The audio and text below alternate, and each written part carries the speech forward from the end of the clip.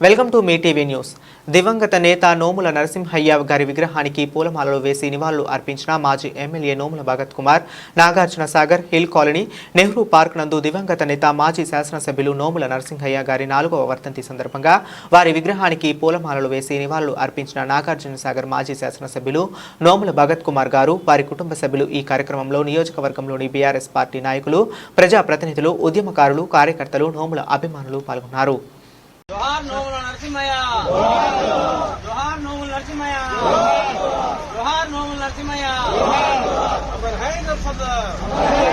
अमर है नरसदा जोहार नोमुल नरसदा जोहार नोमुल नरसदा अमर है नरसदा